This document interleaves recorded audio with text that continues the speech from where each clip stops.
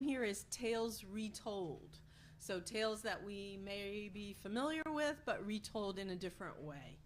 My name is Glenda Phipps. I'm the chairperson of English at the Inter-American campus of Miami-Dade College. We're at the Wolfson campus, if you don't know. Inter-American is in the middle of Little Havana, so slightly down the road, if you're familiar with Miami. How many of you are new to the book fair? First time? Hey, all right. Oh, yeah, okay. 32nd anniversary of the book fair. So welcome to have you here if it's your first time. We always like to thank our sponsors, the Knight Foundation, the Bachelor Fund, and you'll see the t-shirts, the OHL Orellano. Those are our three big ones. After the authors speak today, they'll also be available to talk to you individually and to sign their books right outside in the front in the red area. Okay? So the way we'll do it is I'll introduce everybody by name, and then each person I'll give a little deeper bio before they speak. So we have three authors with us today. CONOR MCCREERY, yeah, there he is at the end. E.K. Johnston, and R.C. Lewis. Our first speaker is going to be CONOR MCCREERY. So let me tell you a little bit about his work. CONOR MCCREERY is the co-founder of Kill Shakespeare Entertainment. Sounds aggressive. No. Previously, he was a print and television journalist on 3 continents, covering everything from the NBA to stock market apocalypses to celebrity gossip. Done it all. His work has been featured in The Globe and Mail, The Grid, Wired.com, and GlobeInvestor.com. McCreery has co-authored Kill Shakespeare, Backstage Edition Volume 1, which collects the entirety of the first 12-issue arc of the award-winning series in one gorgeous hardcover volume. There it is. Filled with never-before-seen art, sketches, a brand new backup story, and fun annotations by top Shakespeare scholars, the Backstage Edition is a must-have for both fans of the series and those looking for a thrilling new comics adventure. So, CONOR MCCREERY.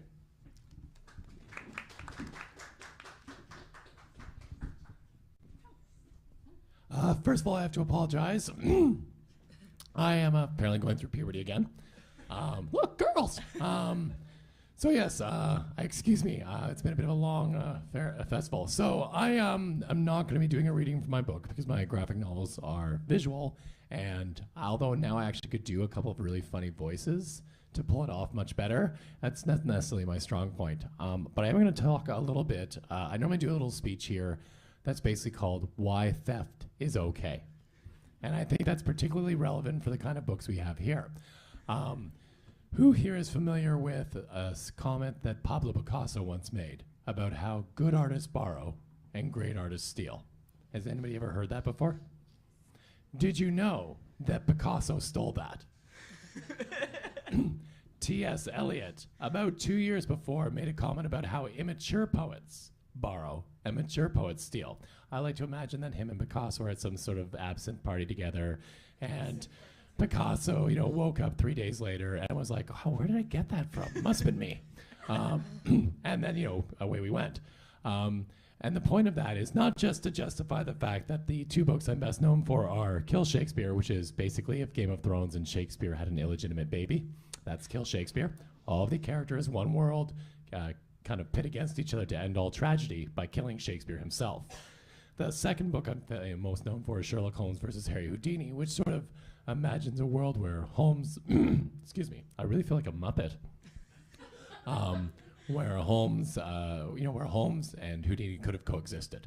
And so I like to talk about theft for a bunch of reasons. One, like I said, to kind of justify what I do, but also because I feel sometimes when people ask me about becoming a writer or working in any sort of creative industry, they have this like a tremendous pressure they put them on themselves about coming up with like an original idea, right?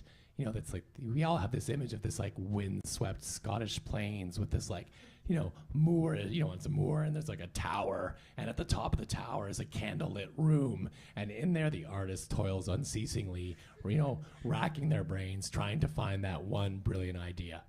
well, that person's a dumbass. Because there isn't really one brilliant idea. Any ideas we've had have come before in the literally millions, probably billions of stories that have been told across all cultures. You're unlikely to be the person to come up with something completely new, and that's fine, because cliche is wonderful. Stealing is wonderful. The idea, though, I think of those quotes about borrowing versus stealing, why good artists borrow, it really just comes down to the idea of what inspires you. Obviously, Shakespeare is something that inspires me. I was really fortunate in grade 8. We went to the Stratford Festival in just outside of Toronto, Ontario. I'm from Toronto, and I got to see The Tempest for the first time. And now before that, I really did enjoy Shakespeare. I thought he was cool. I thought it was neat. I liked reading, but I'm not going to say I totally understood why I would like Shakespeare.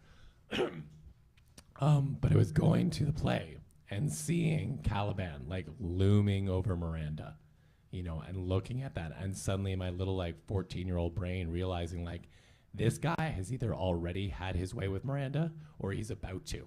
And being shocked, and I went to a little private school, a very small school, and I'm looking down the row at my English teacher with this, should I be seeing this expression? And my teacher's I told you it would blow your mind. And also Caliban to me was Wolverine from comics. I got this guy seeing Shakespeare come alive. The kinetic energy of it is what made it, fresh and something that I wanted to be part of. Which eventually led me to doing this crazy Shakespeare book where, Hamlet meets Juliet and Lady Macbeth is in bed, literally and figuratively, with Richard III. And, I think what we really tried to do was we didn't want to just borrow from Shakespeare. And there's a lot of good Shakespeare that is borrowed from, and it's, say I would use the example of, it's Othello, the Patrick Stewart version, where Patrick Stewart was the only white member of the cast and everybody else was black. And that's really interesting. That's a very cool thing to do. And we were really inspired by stuff like that because that it doesn't just take the idea of Othello, it makes it something new. And so with something like Kill Shakespeare and Sherlock Holmes and Harry Houdini, we were how can we take something that inspires us but steal it, make it our own? So it is more than just a reflection of the original, but something that still reflects who we are as artists. And so I really do encourage people to not be afraid to start off by writing basically glorified fan fiction. To take something you love and put what you think about it. My favorite way to get excited about being creative is when I when I close a book, or I turn off the TV, or I step out of the movie theater, or I leave the theater, and my mind is thinking, what if that had ended just a little bit differently? And that for me is one of those creative juices of going back and being if I was to tell a similar story to this, something that moved me, that excited me, that, thrilled me, how would I do it for me? How would I make this my own? And for me, at least, that's very inspiring. I use one example in a bigger framework of why I think this actually does work. Who's here has seen the movie Up? Is that not one of the most amazing films you've ever seen? When I watch Up with my wife, we start crying about 27.6 seconds into that movie. We are holding hands on the couch, we're looking over at each other, we're bawling. I love you, honey, I know, I love you too, we gotta be like them. It's affecting. But when, people often say, well, avoid cliche when you write. I say that's not true. I say run to cliche. Cliche is actually where you can start to build something, because cliches are there because they have worked. So who is the main character in Up? The house is an excellent. That's a pretty excellent answer. I haven't heard that one before. Quiet you. It's the old man, right? It's the old man. He's the guy who goes through the journey. He's the guy that changes. Well, what is the cliche of him? If you're going to sum him up in a couple of words, what is he? What is his archetype? He is a grumpy old man. A cliche so well used that we have a series of movies called Grumpy Old Men, right? That is not an original thought. An old man who literally yells for a kid to get off his lawn that should be a horrible cliche. That cliche should fall apart. That should be something we've seen a million times before and cannot possibly work, yet somehow it is the heart of one of the greatest American movies of the past 50 years. So this is all a roundabout way of saying, for those of you out there who are creators, or for those of you out there who love, and I assume you all do because you're here at a book fair, is, if you're creating, don't be afraid of the idea of not having original thought. don't be afraid of starting with a cliche that you find interesting. Twist it, make it real. Of course, right? Up works because that is a real character. But at the heart, it's a cliche, and cliche is a very useful shorthand that you can use to start off your own creative endeavors. And also, it's a great way to sort of not, when somebody's telling you, oh, my story is about a grumpy old man, have that half second and be like, okay, but what kind of grumpy old man? Because you never know what that answer is going to be and how it might just take you on the next great journey of your life in terms of story. So yeah, I will spare you more of my Degrassi junior high grade 7 voice right now. But yeah, I just want to thank you all for coming to the book fair, and thank you for being passionate about storytelling. And I'd like to turn the mic over to these lovely authors here. You make my voice sound good. The rest of us. Okay, so the next author that we're going to hear from is E.K. Johnston. E.K. Johnston is a forensic archaeologist by training. I don't even know what that is, but I find that very interesting. A bookseller and author by trade, and a grammarian by nature. In 1,000 Nights, Johnston tells the dazzling tale of a brave teen who the murderous Lomelkian? Is that right? Lomelkian. You'll say it better than me. Takes as his wife. He takes a wife in each town and kills each of them in turn. But in this retelling of the classic, Scheherazade story, Arabian Nights, now I get it, the strong heroine captivates her husband enough to stay alive day after day. Each tale she tells brings her more power, and she dreams of becoming strong enough to put an end to a monstrous reign once and for all. In a starred review, the Kyrgyz Review writes, detailed and quiet. Thank you. So yes, my book is called 1,000 Nights. It's always weird after someone introduces you and you're like, okay, can't say that, can't say that, can't say that, so I'll just steal. I also started actually writing fan fiction, so not like knockoff fan fiction, but actual fan fiction on the internet. So going to a fairy tale retelling seemed quite natural for me because it was something I was already used to doing, to taking a story as it was presented and then maybe taking out some of the things that I didn't like so much and putting in some of the things that I really do. When Aladdin came out, I was about 7 or 8 years old, and my mother was a completist, so she insisted on explaining the entirety of the Arabian Nights to me.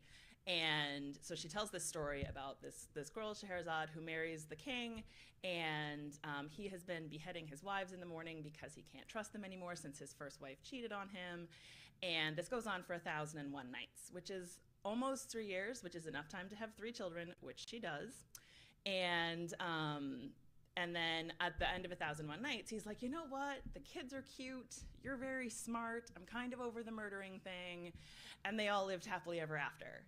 And when I was 8, I thought that was like the worst thing I had ever heard. Like I felt she deserved so much better than that. And then my mother had to explain to me how, like, marriage used to work back in the day and all that kind of shenanigans. And it makes me very grateful for living in the modern time. So when I decided to write 1,000 Nights, it was actually, it came from an earlier story. I was trying to do some world building to figure out how the magic worked in this story that I was putting together. And I don't remember why I picked 1,000 Nights. Probably I just thought it was cool. I went to university for Near Eastern archaeology, so I know a lot about the sort of history of Jordan and northern Saudi Arabia. And so the desert is kind of like my second home.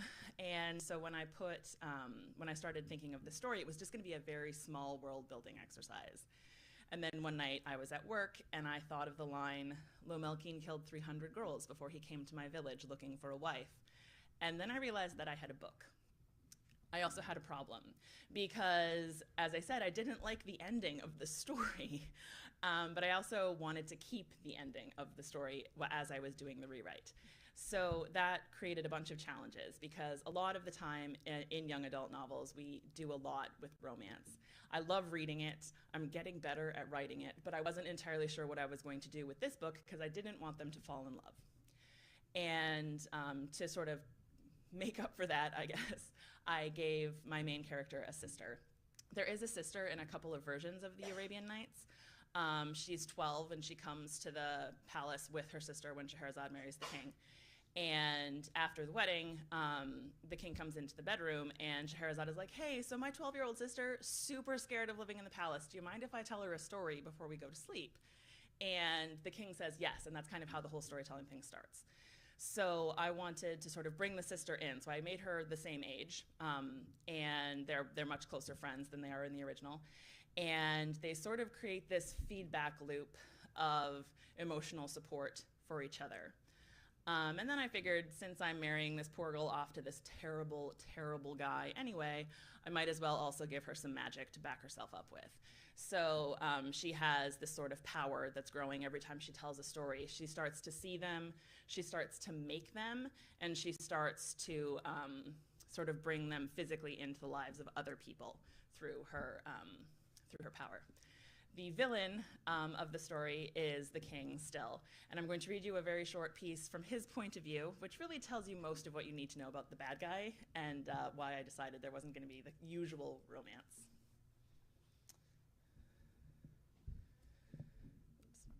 When I saw him, I knew he should be mine. He was taller than most, shoulders unstooped. He had never ground his own grain. His cloth was tightly woven, and there was something in his eyes that spoke of power. I wanted it, as I had wanted many things, and so I took. His mind was harder than I had expected, and it required some effort to slip into the cracks. He loved his people, and he had many of these, well. His sense of duty was strong. He could mend armor and bake bread, though his station rarely required either of him. But at the bottom, underneath the pride he took in his work and his home, there was a worry that dragged a chasm through his thoughts. He was so young, and his father had ruled so poorly, and his mother was so ill. That is where I set my claws and teeth. I pulled upon his doubts, laying them bare beneath the hot sun, and where he quailed, I set my conquest. He fought. The best ones fight. But it was too late. I had him, and he was mine. I stepped upon his duties and buried his loves. I kept only those pieces of him I wanted, the power, the knowledge, the ability to rule. When I opened his eyes again for the first time, the world was smaller, but it was mine. The air filled his lungs because I let it. I could just have snuffed him out. If I had wanted, I could have made him remove his shoes and let the sand burn his feet. I kept him in a corner of his own mind, which I hadn't always done before. Usually when I took someone, they burned out fast and left me hungry, but Lomelkin was different. He was stronger, and it pleased me to hear him scream. There was a roar, and I stood leaning on his spear, my spear. I held it in his hands, my hands, as the lion drew near. Lomelkin knew how to kill them without spoiling the pelt. He could make their deaths swift and painless and take the mane home to his mother, who he loved even through her illness. But there were hyenas close by too, and when I threw his spear, my spear, I pinned down the lion's paw. My prey roared again, this time in pain. The hyenas heard the call and answered, their laughter rolling across the dunes as they spread out to surround the injured beast. The lion tried to fight them, but the hyenas were too many, their jaws too strong. They tore the golden beast to pieces. Hair and blood and bones spread out across the sand, and then they ate him because they could. I made Lomelkin watch. That was nice.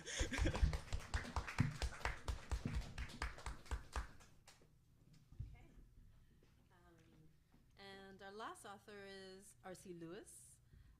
R.C. Lewis teaches math to teenagers, sometimes in sign language and sometimes not. So whether she's a science geek or a bookworm depends on when you look. Her debut novel, Stitching Snow, was a sci-fi retelling of Snow White, and her latest novel, Spinning Starlight, is a sci-fi take on Hans Christian Andersen's The Wild Swans. R.C. Lewis.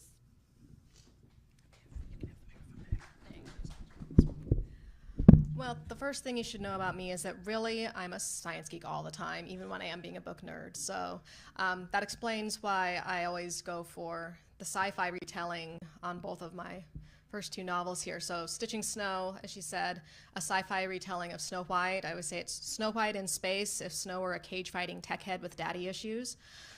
That's pretty much that one all summed up. And then this one, like she said, based on The Wild Swans, which is a slightly lesser known fairy tale by Hans Christian Andersen. How many of you have heard of The Wild Swans or The 8 Swans, 9 Swans, The 11 Swans, The Brothers, Of the Swans, yeah. There's a lot of different titles for it that you find out there, several different versions, and how many brothers there are kind of varies. But the main idea is that there's a princess who has several older brothers, the princes, and of course something happens to their mother, and the king decides to remarry, and of course chooses poorly, and we have a wicked stepmother queen, as usual in fairy tale land, and she doesn't like any of the kids, so she turns the brothers into swans, and at night they become themselves again, and the princess discovers what's happened to them. They carry her away to a distant kingdom to be safe, and she has a dream of how she can save them, and it has to do with crushing nettles to make flax and weaving them these shirts, and it's very painful, and she has to get it from churchyards at night or something like that. And a condition of this is that she cannot speak until the task is done for all the brothers, and then they will turn back into themselves. And so I decided, yeah, sure, I'll turn that into something sci-fi. What am I going to do about the fact that they turn into swans? And so I decided to go figurative, and there are no actual swans in this book, except for a few figurative things. But the same idea is there, where this young girl, the youngest of several children and the only girl, has to save her brothers. And I got super techie with it, with interdimensional planetary travel and aliens, of course. In Stitching Snow, I went big on the robots because robots are really cool. So that's, when I looked for these things, originally I didn't go looking for retellings. So kind of like Kate said, with going through hers, that it just kind of found herself there while working on something else. I was listening to a song and I heard a line, and it made me think of this image of Snow White on this, desolate planet in a really cold situation. If you know Florence and the Machine, there's a line in one of their songs that says, "Snow White stitching up your circuit board." That was it. I had the whole book right there. And then for this one, I just went looking for another fairy tale I could tech up and make all geeky and science-y, because that's what I do. My students know that I will own the geekhood and wave that flag as proud as I can. And so I went looking for that, and so I did twist it away from the swans, but I also kept the part where she can't talk. And that was either really brilliant or really stupid of me, and I'm still deciding which. Okay, she says brilliant, so you can trust her maybe. And so about 80% of the book, my main character cannot speak. So I got to be in her head a whole lot and try to figure out how to deliver this in a future setting. And so that's always the challenge for me, is how to take some of these old fairy tales that, are kind of limited by certain ideas of what culture would have been at the time, technology, what they had. And my first question was, well, why doesn't she just get out her smartphone and start typing stuff so people can just read what she wants to say? So I had to figure out that her society has gotten so far advanced, they no longer use written communication. Everything is voice and video and, iconic type of interaction, which I decided on after I saw my 3-year-old nephew, who couldn't read a thing yet, and how he could navigate an iPad flawlessly. And he doesn't need a word, apparently. So I thought about how far could that go. So kind of rambling on a little bit about this, but I really do like kind of taking those old things in fairy tales and sometimes taking the parts I didn't like, sort of like she mentioned, stealing the parts I do like, but taking the parts that, like the ending, she wasn't crazy about, so she changed that. I wasn't so crazy about, in the original The Wild Swans, they get to the new land, and while they're, kind of just got there and kind of gathering themselves, the king of that land comes along and is kind of, hey, you're pretty, oh, you can't talk, whatever, let's get married, okay. And so she becomes the queen of that land. It's like, I didn't like that at all. So I changed that up quite a bit in this one and tried to give some interaction. There is not a king, but a kind of leader of sorts in the society where she finds herself when she gets to a place for some safety. And she has ways, even though she, they do have writing in that society. And so he tries to teach her how to communicate that way if she can, and so they can actually develop something of a relationship before they, are just, oh, you're cute, let's get married. What? How does that even work? So the main thing that's different, she's not a princess in this one. She is an heiress to a huge tech conglomerate giant thing in this society of several interlinked planets. It's kind of like if Google and Apple and everyone you can think of, but times 10. And she's going to inherit this company. Her parents left it to her, and her older brothers are kind of managing things until she's of an age that she can handle this. But beginning of the story, she finds that Things are not going as smoothly as they have been, and there's an attack at her home in the middle of the night. And she runs away, unsure what's going on, why she's in danger, and where her brothers are during all this. So I'm going to read a small section from this. I'm pretty sure my feet are bleeding, but I can't look. I keep moving. The sight of blood isn't my favorite, and seeing it won't help the pain any. It's been ages since I heard any sign of the gunman. I keep moving. Between the sweat and the dirt, everything itches and my body aches. I can't remember which designer sent my latest party outfit. He'll die when he sees what I've done to it, filthy and ragged with a hem torn where it's snagged on a branch. Still, I keep moving.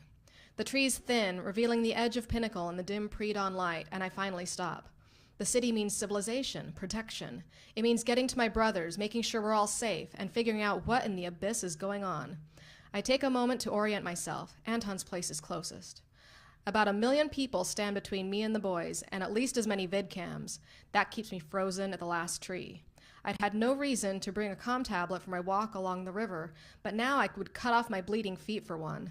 I could live comm one of my brothers, and they could come get me, and I wouldn't have to walk alone into the city full of watching eyes.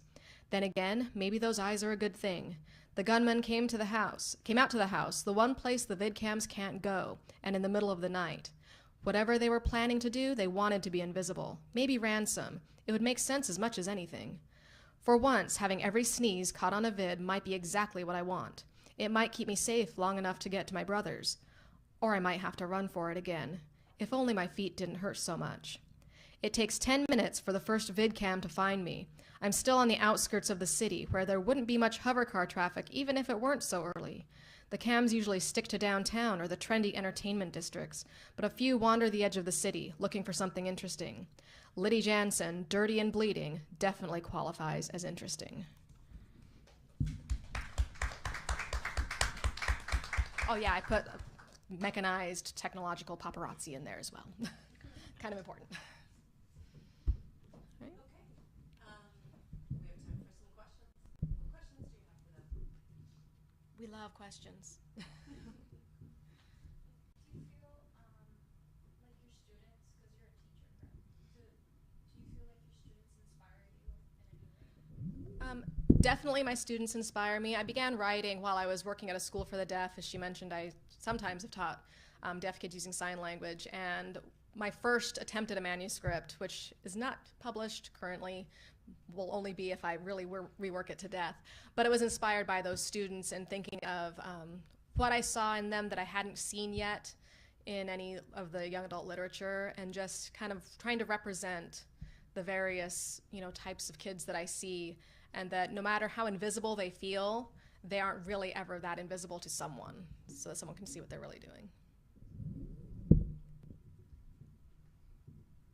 McCreery, do you have any books besides Kill Shakespeare and Sherlock Holmes? Not quite yet, actually. We're doing a new series, kind of still staying in this weird alt history world that we seem to have carved out for ourselves. We've actually been asked to do a graphic novel series based on the Assassin's Creed video game, which is actually pretty cool. I didn't know a heck of a lot about the game before we started, and it's been a really neat ride.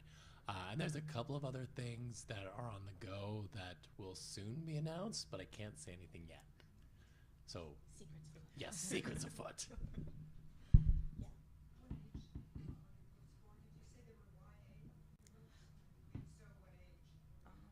Mine, I would say anything 12 and up for this one. Stitching Snow is actually labeled more 14 and up. It's got a little more of some intensity, but around there. Yours? YA, yeah. So basically, usually, I have 2 different YA books, and one of them is 11 and up, and then this one is 14 and up. So I think it really depends on, mostly it depends on the kissing, usually. Although sometimes it also depends on the number of murders. So this one is a little bit darker, so it's the 14 up, but I would still say it's relatively accessible. I would think so, yeah. Did you find from the excerpt that you read, I could sense some conflict between keeping the female character strong, but yet not villainous? Where from that excerpt that you were reading, I could sense that she was her anger at her situation, and she was. I could still see that you had some type of battle between keeping her not evil, where she was attacking a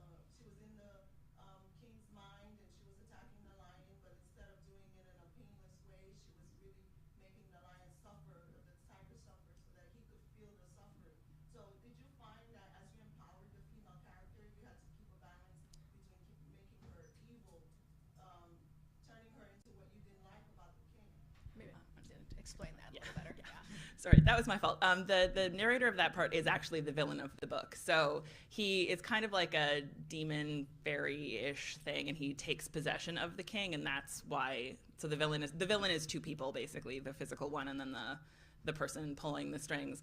So the narrator of the book, to sort of answer your question, she is not like a strong female character in many senses of the word. Like, she doesn't fight physically.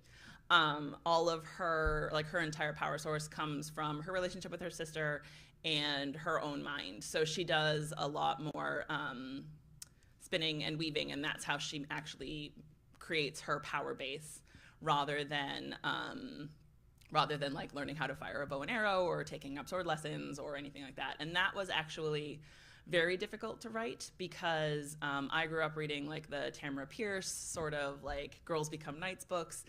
And so it was difficult for me to sort of be like, okay, she can't actually take this guy on physically, but she is going to use every tool that she has at her disposal in the terms of what women had access to at the time. And one of the reasons it's successful is because most of the men completely ignore them.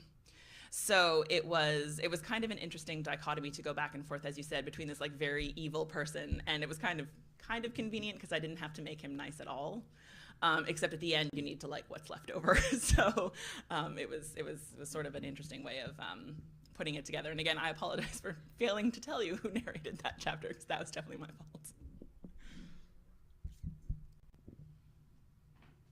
Yeah. So then does the narrator have the ability of mind control?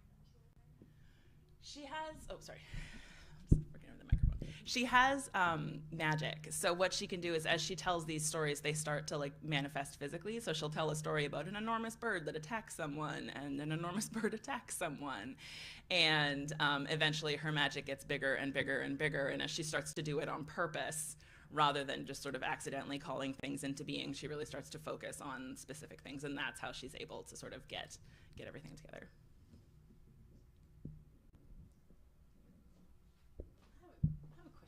I have a 7-year-old, so I read with him a lot of the classic tales that you're working off of. How important do each of you think it is that the readers of your work understand the original tale? It seems like they could stand alone, but surely if you understood Shakespeare, you would probably appreciate more somehow the things that are happening in there. But how do you think about it? Since you do that kind of retelling, how important are the quote-unquote originals, their variations, to your retellings? I mean, for both Kill Shakespeare and Holmes versus Houdini, I guess we kind of work on the Easter egg idea, right? Like, I guess it's a very video game sort of thing, and coming from, we're of the generation of the video gamers, and so yeah, like Kill Shakespeare specifically, it's not written in iambic pentameter, right? It doesn't matter. Like, the first 4 pages is a really quick retelling of Hamlet. Like, dad's dead, uncle's on the throne, Hamlet's not too pleased with it, tries to kill him, gets the wrong guy, gets thrown in a boat, and there's a goat, because why would you ever travel without a goat? And so, like, that's kind of all you need to know about Hamlet. Now, like, Othello and Iago, like the play Othello, is one we draw from a lot, and it's one that actually a lot of students don't necessarily encounter. But if you read Kill Shakespeare, by the time you get to the end, you're gonna have this sense of, okay, so Othello is this strong, heroic type figure who is, martially as good as anyone, but he has this sort of Achilles heel around race and around how he feels about himself because of his race. And then you meet Iago, and you're like, that's the worst mean girl ever, right? And so we have, one of the nicest things we ever got was a young girl in New Brunswick sent us a letter and said that she really loved Kill Shakespeare, and she loved it so much. And the only problem she had was that she wished she'd seen it before, read it before she actually read Romeo and Juliet, because then she wouldn't have thought Juliet sucked so much.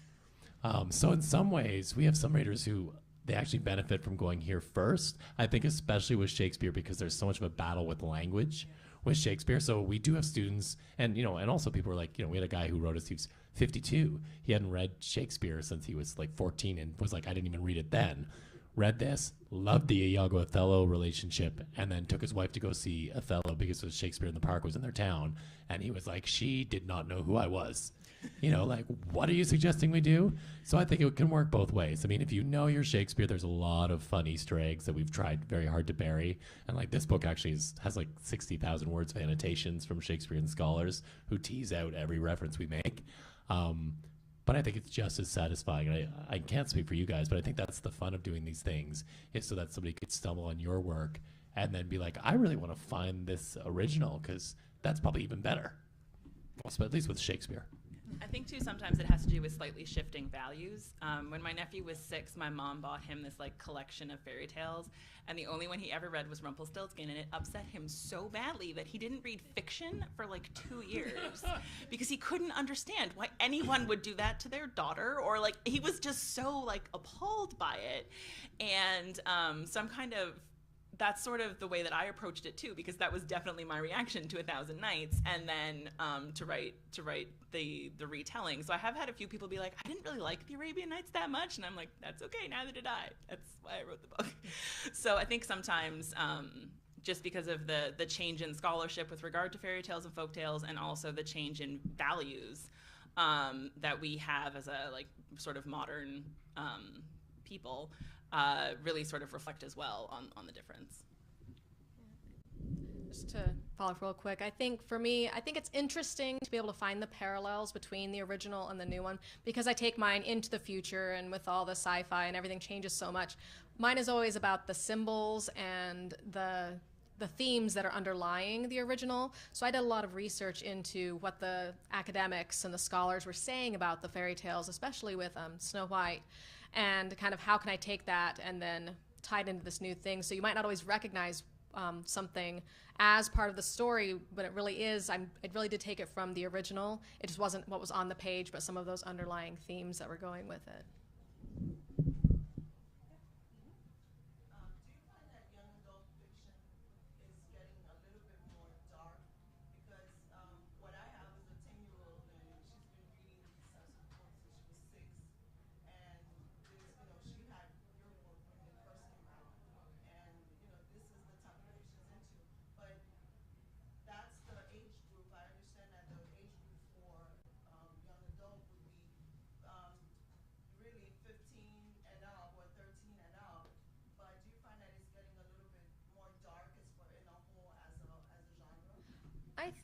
I think it's broadening. I think that some of it is getting darker, but I think we're also just getting a wider scope in general, because I've seen actually some fairly light things coming out as well. I think there's, what was that? My first book is and yeah, yours quite lighthearted. Really. Yeah, much more lighthearted. This one, for instance, like I said, I think this one is easily 12 and up, and even younger can read it without any, nothing too terribly dark in here. But also there are some things on the more extreme end where just trying to kind of fill that whole scope of sort of the adolescent experience. Some of us, we have our memories, and there are, some of it's, kind of light and fun, and, we just want to hang out with our friends and things are good. And then there's also some really trying times. So I think it's just starting to cover a lot more broadly. I think there's a little bit of like a Hunger Games effect in that, like, because that series did so well and then became, this phenomenon in terms of like, a mass media thing like film, which I guess sadly in some ways reaches more broadly than books, and then you saw all the things that were similar to that came into the world. And so I think it feels like everything is kind of darker or more intense in that respect. But I mean, speaking to like the comics and graphic novels world, a lot of the best YA stuff is really like very Judy Blume. Maybe Judy Blume is pretty dark when you think about it, but like I don't tend to think of that as dark in this. I think it's real, and like it makes you ask some pretty intense questions. And if you give it to your friend's 12-year-old daughter without reading it first, not that I did that, that can create some issues. But no, like I feel in general, maybe I'm a Pollyanna, but I feel like, or sorry, not a Pollyanna, maybe an optimist. I actually feel that generally YA novels gotten not less dark, but more true. I feel like it relies less on the bells and whistles and like what seems like a really great setup, and is just so much more powerful in terms of character, because I think we're at a time where we're accepting that young adult readers can handle a lot more than we give them credit. Like your daughter, for example, I remember a couple of years ago when we first met, like I remember chatting to you and being like, well, I'm not sure. Like it might be a little old for her, but you know, she seems like she's more than willing to, you know, able to take it on. And, you know, clearly it's not a problem. You don't seem traumatized, so I'm glad. The other thing I've noticed is that a lot of middle grade books, so like books for the 9 to 12 age, I go back and read them now and I'm just horrified. I read Ella Enchanted for the first time a couple years ago and like it gave me anxiety. And like The Night Gardener or Splendor and Glooms, and there's all these like horrifying books and you're like, we gave these to 10-year-olds.